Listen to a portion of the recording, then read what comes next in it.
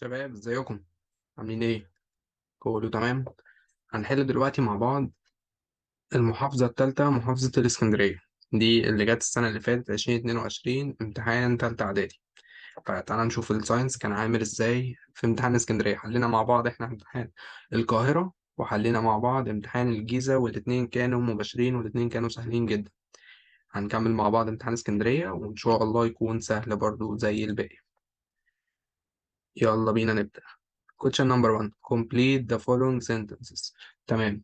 The rate of decomposition of hydrogen peroxide اللي هو ايه؟ H2O2. hydrogen peroxide هو H2O2.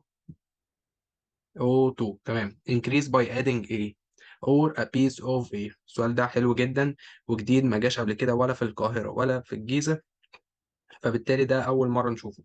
ده كان في الجزء بتاع الانزيمز، وده الجزء بتاع الكاتاليست برضه. طيب the rate of decomposition of hydrogen peroxide H2O2 increase by adding A. by adding manganese MnO2. manganese dioxide MnO2 بنستخدمه as a catalyst. المنجنيز دايوكسيد بنستخدمه as a catalyst or a piece of a piece of sweet potato. sweet potato يبقى احنا بنستخدم the rate of decomposition of hydrogen peroxide عشان نزود ونسرع الرياكشن بتاع الهيدروجين بيروكسيد. بنعمل حاجه من الاثنين، يا اما نحط كاتاليست زي المنجنيز دايوكسيد او نحط بيس اوف سويت بوتيتو. والسؤال ده اول مره يجي من الاسئله المهمه جدا، لازم نخلي بالنا منها عشان ده تركايه من تركات محافظه اسكندريه. طيب تعالى نكمل. The ability to roll the tongue. القدرة على إن إحنا نلف لساننا كده حوالين بعضه is from the A genetic traits in the human. طيب أول ما يقول لنا genetic traits يبقى هي حاجة من الاتنين، يا إما dominant يا إما recessive. طيب أغلب البشر تقدر تعمل الحركة دي، تلف لسانها كده مع بعضه؟ طيب يبقى دي التريتس الدومينانت، يبقى هنا dominant genetic traits. طيب نخش في اللي بعده. The note is used to measure the current intensity. ده current intensity وميجر. طيب اول ما يقول لنا ميجر يبقى احنا عندنا حاجه من اربع اجهزه، يا اما اميتر وده بنقيس بيه current intensity، يا اما فولت ميتر وده بنقيس بيه البوتنشال ديفرنس، يا اما او ميتر وده بنقيس بيه الريزيستنس، يا اما اخر جهاز وهو الريوستات وده بنكنترول the current intensity والبوتنشال ديفرنس. يبقى هنا الجهاز is used to measure the current intensity، نقول له بكل سهولة الأميتر. الأميتر. تمام نخش على التشوز. طيب the reaction between the ions. السؤال ده لذيذ واتكرر كذا مرة. of sodium chloride with silver nitrate ال NaCl مع ال AgNO3 is example of a reaction. اه fast reaction. طالما ions دايما يبقى fast reaction. طيب لو كان قايل لنا reaction between الكوفيلانت بوند نقول له ده slow reaction. طيب ممكن يسألنا سؤال تاني، يقول لنا الرياكشن between sodium chloride with silver nitrate اسمه ايه الرياكشن ده؟ اسمه double substitution reaction.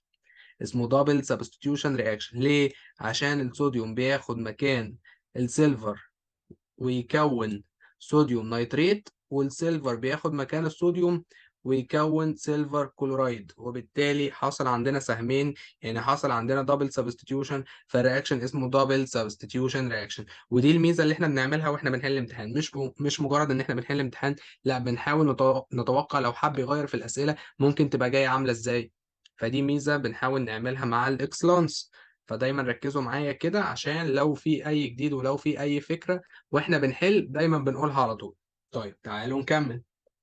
The ratio between the potential difference ما بين ال V across two ends of a conductor and the current intensity. ratio أول ما يقول لنا ratio يبقى احنا عندنا over، عندنا حاجة over حاجة أو حاجة by حاجة، حاجة divided by حاجة. طيب عندنا ratio between potential difference ده اللي فوق across two ends of conductor and ال current intensity اللي هو ال I.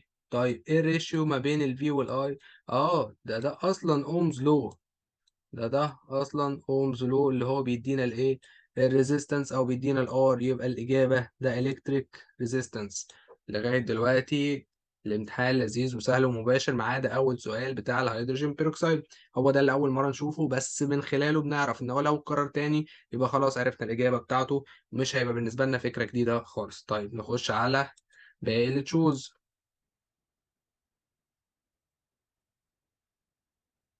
طيب when Ma- magnesium replace copper in its salt، يعني عندنا ال Mg plus copper sulfate مثلا. Mg plus Cu copper sulfate SO4. طيب يعني ده المغنيسيوم more active than الكوبر، يعني يقدر يحل محله وياخد مكانه ويحصل له substitution. يعني هيحصل ايه؟ هيتكون MgSO4 بلس، ويتفضل ايه؟ الكوبر لوحده. طيب الكوبر لوحده ده عبارة عن ايه؟ عبارة عن بريسبتيت. لونه ايه بقى الكوبر لوحده؟ ريد بريسبتيت. وده كان رياكشن موجود معانا في السيمبل سبستيتيوشن رياكشن. المغنيسيوم بيحل محل الكوبر، بياخد اللي مع الكوبر. ليه؟ عشان هو اقوى منه، عشان هو مور اكتف زان الكوبر، عشان هو اقوى منه وانشط منه، فيقدر ياخد مكانه او ياخد اللي معاه. كأن السي يو ده معاه لعبة، معاه كورة مثلا، والام جي ده اكبر منه في الشارع، بيفتري عليه وياخد الكورة بتاعته. فيبقى الام جي معاه الكورة، يدينا ام جي اس او 4، ويفضل الطفل الصغير لوحده ويكون ريد بريسبتيت او كفر بريسبتيت. طيب نخش على اللي وراه. ده راديولوجيست، ده الجزء اللي ملغي من علينا. طيب نخش نمبر سي. give reasons the rate of the reaction of hydrochloric acid with iron filling، حط خط is faster than piece of iron of the same mass. يعني الهيدروكلوريك الاسيد ال HCl بيتفاعل مع قطع الحديد المفتفتة اسرع من قطعة الحديد على بعض. طبعا زي ما احنا خدناها قبل كده، وزي ما احنا بنشبهها بان الفحم لما بيتكسر قطع صغيرة النار بتقيد بسرعة والنار بتولع بسرعة، فبنعرف نشوي الكفتة والفراخ عليها بشكل اسرع. غير لما نحط قطعة الفحم على بعض، هتاخد وقت كتير جدا لما النار تولع فيها ونبدأ نشوي وناكل، نكون متنا من الجوع.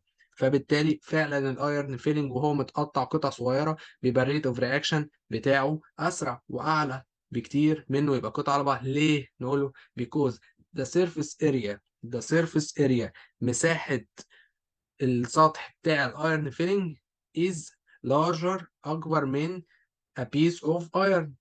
And as the surface area increase the rate of the reaction increase. عشان كده كل ما surface area بتزيد الريت اوف رياكشن والسبيد اوف رياكشن بتزيد. السؤال ده سهل جدا. طيب تاني حاجة radiation، ده جزء ملغي من علينا.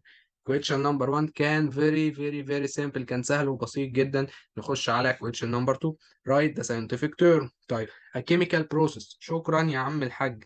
اول ما تقول لي a chemical process تيجي في بالي حاجتين. a chemical process يا باشا، يبقى انت تقصد يا oxidation يا reduction. طيب نكمل باقي الجملة عشان نعرف انت تقصد oxidation ولا reduction. which increase oxygen، يعني الاكسجين بيزيد. شكرا، انا مش هكمل باقي الجملة ايا كان بقيتها عامل ازاي. اكسجين بيزيد يبقى دي oxidation، يبقى البروسيس هنا اسمها oxidation. سهل وجميل وبسيط. يلا نخش في اللي بعده. genetic traits. طيب genetic traits that are not، وحط جنب not دي دايرة كبيرة خالص. are not transmitted from one generation to another، يعني هي صفات مش بتتنقل. not transmitted من بابا ليا، حاجات مش بتتنقل من بابا ليا. ايه الحاجات دي؟ هي الحاجات اللي بتعلمها لما ببقى صغير وبكبر وابدا اتعلم القرايه والكتابه والمشي والعوم وكل حاجه بنتعلمها لما نكبر واحده واحده. يبقى اسمها ايه؟ acquired trait. acquired trait، وهي الصفه المكتسبه، الصفه اللي انا بتعلمها لما بتولد وبكبر واحده واحده. طيب a substance which change the rate of chemical reaction without being changed. ايه الحاجة اللي بحطها في الرياكشن مجرد ان هي بتسرع لي الرياكشن من غير ما تتغير؟ ايه الحاجة اللي انا مثلا لو واحد بيعدي الشارع وجيت انا مسكت ايده وعديته الشارع الطريق الناحيه التانيه، خليته بدل ما يعدي في خلال دقيقتين خليته يعدي في دقيقه، يبقى انا عملت ايه؟ انا خليته يعدي الشارع اسرع من الاول، وبعد كده سبته ومشيت، لا اثرت فيه ولا اثر فيا ولا جيت جنبه خالص. انا اسمي ايه بقى؟ اسمي كاتاليست. يبقى السبستانس اللي بتسرع الرياكشن من غير ما تتاثر ولا تاثر فيه هي الكاتاليست. تمام. A chemical message that control and organize of the activity and function of the body. تمام.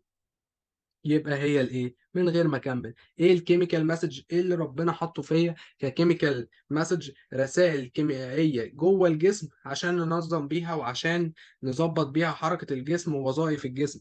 ايه هي؟ الهرمونز.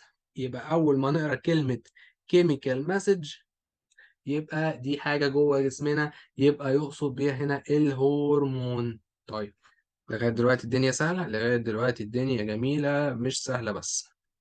نخش على اللي وراه. in front in front of you in the school lab.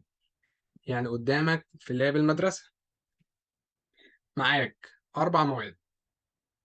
عندنا هيدروكلوريك أسيد HCl، وعندنا صوديوم كربونات Na2CO3، وعندنا سيلفر نيتريت AgNO3، وعندنا صوديوم كلورايد NaCl. طيب، عايزين نكون وايت بريسبتيت. طيب، واحدة واحدة نفكر. الجزء الوحيد اللي كان عندنا فيه وايت بريسبتيت لما كنا بنفعل ايه؟ كنا واحدة واحدة نكتبها كده. الوايت بريسبتيت الوحيد اللي كان علينا هو الايه جي سي ال. ده الوايت بريسبتيت. طيب، الوايت بريسبتيت اللي هو كان اي جي سي ال اللي هو سيلفر كلورايد كان ناتج من ايه؟ كان ناتج من رياكشن ايه مع بعض؟ سيلفر نيتريت وصوديوم كلورايد. ليه؟ عشان ده حصل فيه دبل سبستيتيوشن رياكشن، اتكون سيلفر كلورايد وتكون صوديوم نيتريت NaNO3. يبقى احنا كده عرفنا نجيب الوايت بريسبتيت. طيب، تاني حاجة، أجاز تربيدز لايم ووتر. ايه الجاز اللي بيتربيدز لايم ووتر؟ ايه الجاز اللي بيعكر ماء الجير؟ CO2، كربون دايوكسيد. طيب، الكربون دايوكسيد ده ناتج من تفاعل ايه؟ صح، ال Na2CO3 مع ال HCl مع ال HCl. ليه؟ عشان برضو حصل دبل سبستيتيوشن رياكشن. بس ايه اللي حصل هنا؟ الصوديوم اخد الكلور وادانا ايه؟ ادانا NaCl، ادانا NaCl. طيب، وايه اللي حصل تاني؟ حصل كربونات اتفاعل مع الهيدروجين بتاعة ال HCl، ادانا H2CO3. صح؟ طيب، وبما ان دي اللي موجودة في ازازة البيبس، الصودا اللي بتتفك بسهولة وبسرعة جدا، فهيتكون من خلالها ايه؟ H2O and carbon dioxide gas evolved. يبقى كربون دايوكسيد جاز ايفولف ده اللي بيعمل ايه؟ بيعمل تربيدز لللايم ووتر. يبقى قدرنا نجيب الوايت بريسبتيت وقدرنا نجيب الكربون دايوكسيد اللي بيتربيدز اللايم ووتر. وده كان سؤال سهل وبسيط.